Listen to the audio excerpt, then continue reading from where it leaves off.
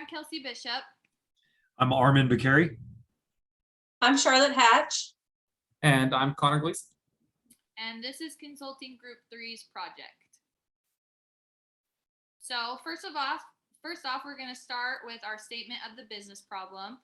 According to the survey results, the team is highly dysfunctional in the areas of trust, conflict, commitment, and accountability, which are prohibiting the team from developing and causing undue stress on the company. So for this, we're going to say our course of action. As a consulting group, we have created a plan for how Joe should tackle each dysfunction. For trust, the overview of that is to establish both forms of trust and take steps to maintain the trust. The why behind this is this will give Joe a base to tackle the other dysfunctions.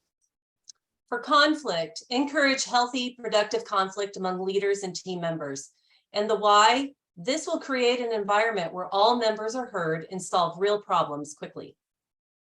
For commitment, we will create a thematic company goal and establish cascading communication. The why behind this will allow Joe to get complete buy-in on decisions. With accountability, we're going to want to develop a standard feedback template wherein we can give honest and frequent feedback, as well as develop a team-based reward system. This will increase and incentivize peer-to-peer accountability between the team members. Okay, so trust.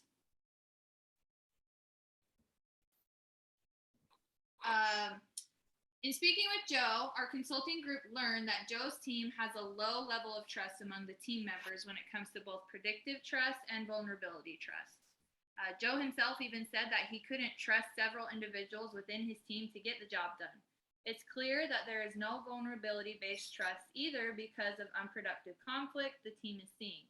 In order for Joe to help his team through the rest of the dysfunctions, he must create a solid base of trust among the team members. Predictive-based trust will grow as time goes on, but with the individuals he is struggling with, he should use the 4 components of credibility tool to see where his trust issues stem from so that he can create a plan to work through that with the specific individuals. Joe must establish a psychologically safe condition in order for vulnerability-based trust to build. In doing so, Joe must first be vulnerable with his team members, because if he is unwilling to do so, then neither will the rest of his team. Taking these steps will result in Joe being able to tackle the other dysfunctions better because of the trust built among his team members. Steps must also be taken to ensure that this foundation is sustained. Some examples of what Joe can do to help build this trust is to conduct personal history exercises with his team members, take his team out to a ball game as they're involved in sports with already, and taking his 360-degree feedback and using it as a leadership growth opportunity rather than rolling his eyes and not believing the results. With conflict on the team has been avoided by leaders, which has trickled down to team members.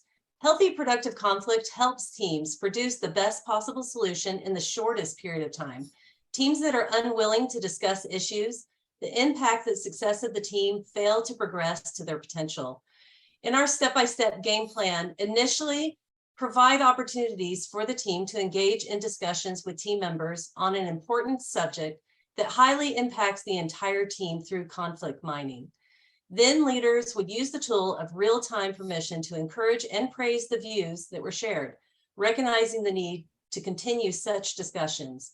2 examples that we have are: number 1, plan regular meetings that include an opportunity for an assigned team member to lead a discussion with the team that addresses sensitive issues so the team can work together to find solutions.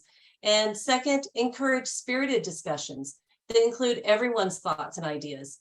Acknowledge each point of view with appreciation and share the progress that was made in the meeting. Implement the decisions that were made from the discussions.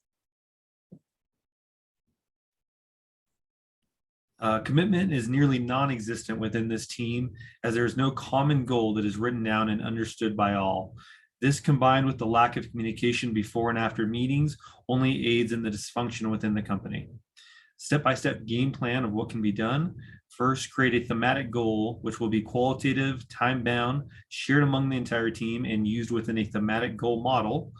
Next, we will establish a cascading communication to better disseminate information and to hold people accountable.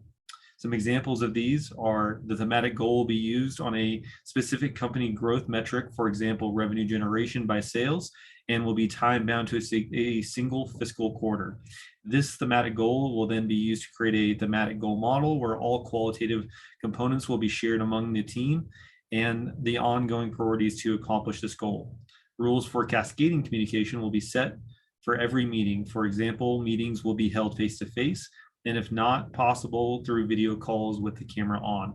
Joe will restate all decisions the team has made, and the team will review all decisions until everyone completely understands them and there's buy-in for these decisions. Within 24 to 48 hours of the meeting being concluded, all decisions will be communicated to the team and their staff, either in person or over the phone. All right, so heading into accountability. The survey results showed a general lack of peer-to-peer accountability on the team. Topics such as challenging peers, holding others to the same high standard, and not confronting each other regarding areas of responsibility were all lacking. So first, to establish a culture of accountability, we're going to want to ask for and give frequent and honest feedback with the leadership team.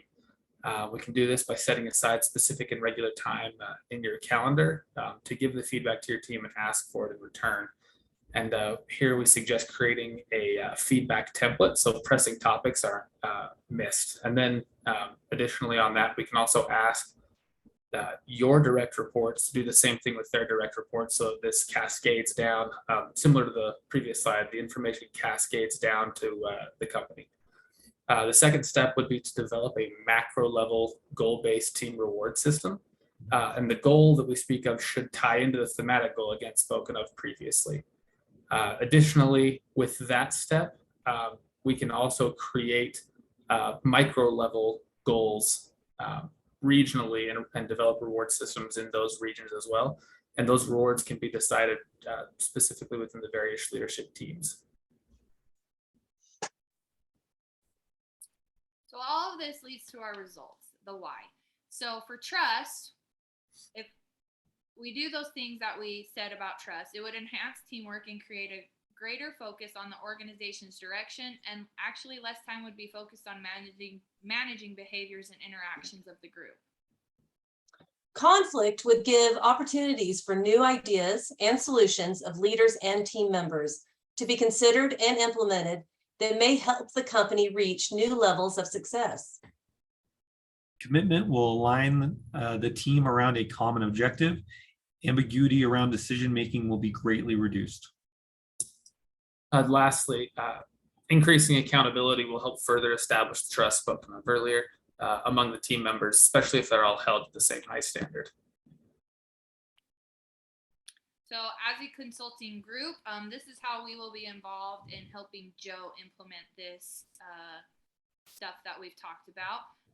First, we'll help initiate the team trust building exercises and help Joe realize his role as a leader.